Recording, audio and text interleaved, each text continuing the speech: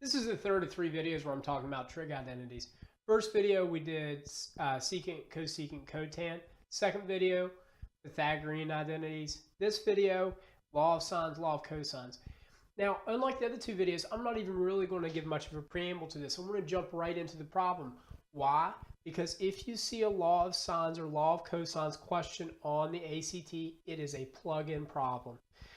Here I use the law of cosines. I could just as easily use the law of sines, which is more of a proportion style. There's nothing else to it. Now, let's look at what we've got here.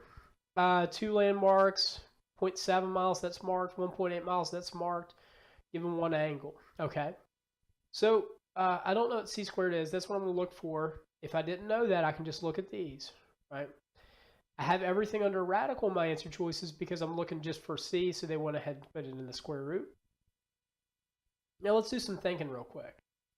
Some thinking with our noggins. Doesn't matter which is a squared. It doesn't matter which is b squared. Why? Because order doesn't matter in addition. Nor does it matter which way a and b go here because, well, order doesn't matter in multiplication. And this isn't a right angle. So I don't know what either of these other 2 angles are. So it doesn't really matter. The only angle I have is 20 degrees. So I can just kind of look for what fits the pattern. So let's look at the beginning. It needs to be a squared plus b squared. So that's 0.7 squared plus 0.18 or 1.8 squared. Okay, matches, matches, matches, matches. Now I can move on to the next part. It needs to be minus 2ab. Okay, well there's no minus here. This is not a minus.